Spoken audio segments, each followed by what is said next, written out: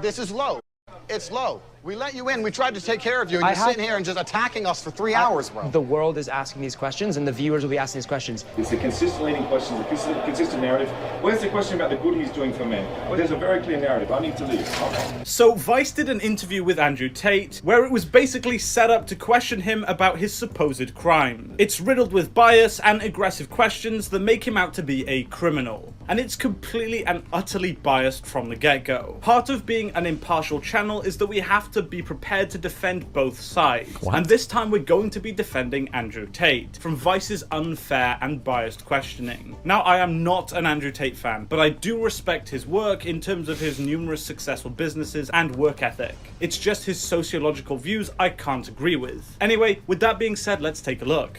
Okay, as I've read more and understand more about Andrew Tate, I think he's just a loser. I think he's just a loser. I don't think that... I don't even know if I respect him on the business side of things. So it seems like he traffics a bunch of women, and then he scams up all the guys. I started listening to more and more of like his business model and stuff off stream. The goal was to scam the out of a lot of the guys. His whole business of like how he ran things was a giant scam. That's all it was. He had guys doing the messages. He was tricking like lonely virgins in Europe that they were going to fly girls out to scam money off of them and everything. He was a great kickboxer. Was he actually? I feel like one time in the past, I feel like I said like, oh, well, I'll give him credit at least for kickboxing. And then somebody said, no, he did like 3 matches and he lost 2 of them or something. Is that true? I don't know. Maybe you can give him credit for kickboxing if he was good at that.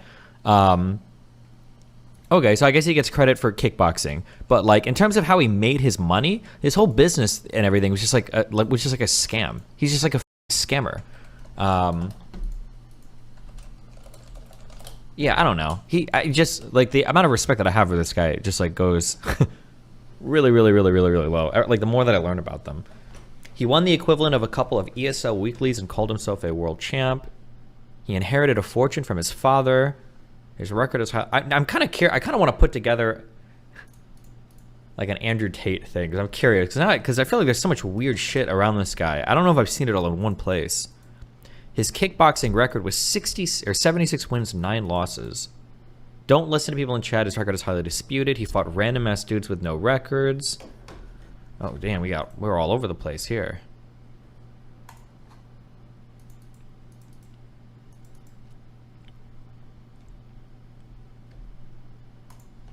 Okay, anyway, we'll listen to this guy slob on his knob a little bit.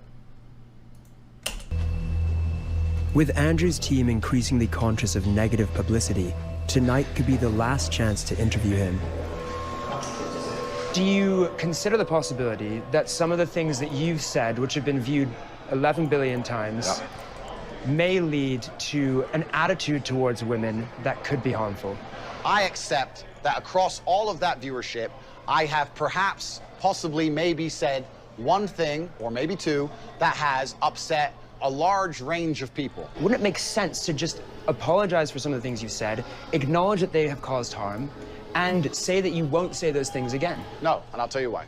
So there is nothing wrong with this question here. It's basic journalism to confront people with tough questions that the public are very well arguing. Andrew Tate downplays the allegations made against him, saying that he may have said 1 or 2 things in the past. He knows this isn't true. I consider him a marketing expert, and he definitely deliberately says these incredibly bold and sometimes sexist statements to generate press, and it absolutely works. People like Jeremy Clarkson have been doing it for years, and it has helped make them a household name. A lot of people idolize him, not because he's sexist and because of his views, but they idolize him because in this age of cancel culture, he speaks his mind. I respect that about him despite not agreeing with most of what he says. I'm not going to apologize for the edits of other people. I'm not going to apologize for the misunderstandings of other people. There's a whole bunch of clips people are making which make me look very bad. That's not good for my life. That's not good for business. The clips that portray you in a negative light also help the algorithm to make you become more famous and more viral. I'm not an expert on algorithms for social media platforms. I do not have most of them installed on my phone. I cannot control what a 15-year-old Singaporean decides to do when he chops me up and calls me names. I can't control that, and I wouldn't try to. When you search for your name in Google, one of the associated terms is human trafficking. I was not formally charged. I have no criminal record. Oof. I've never Well. human trafficked anyone in my life.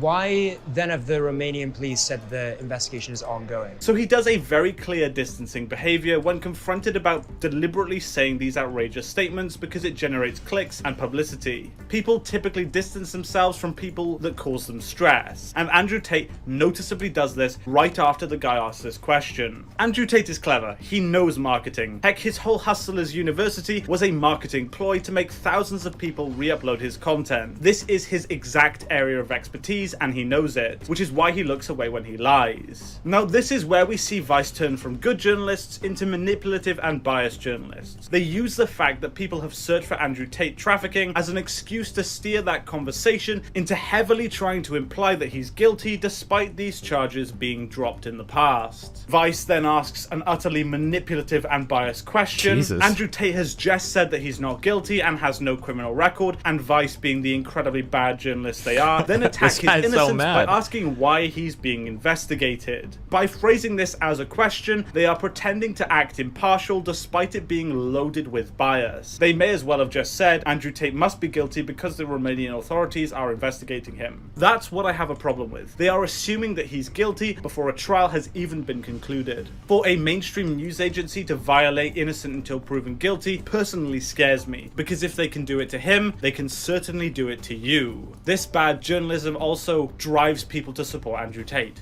I'm not sure where you got that information from. I'm not sure who said it. Is there some kind of procedure that must be completed? I don't know. There has been a lot of bad press about you. That's made some nervousness within members of the war, and why is that?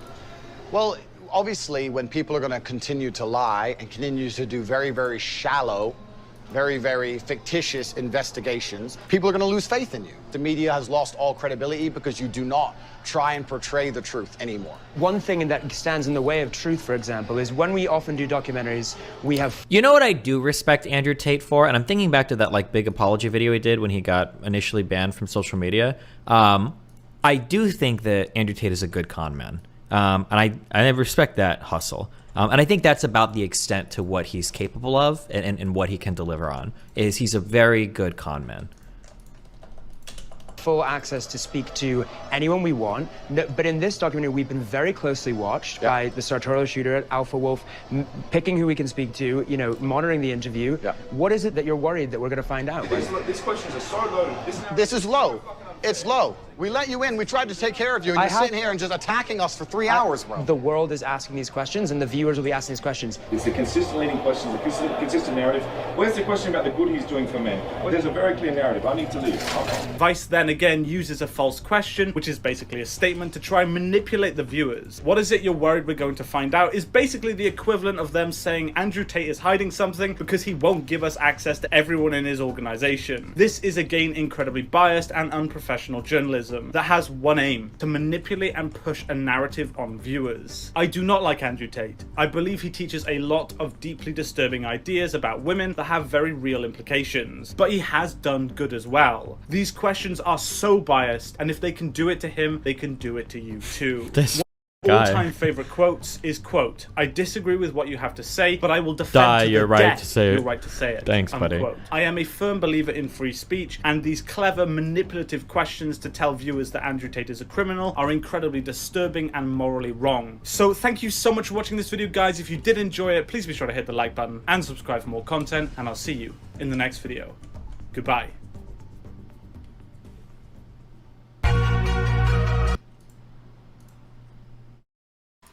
I appreciate that, Destiny. All right, bye. Remember to hit that like and subscribe, and don't forget the notification bell so that my videos show up right in your feed.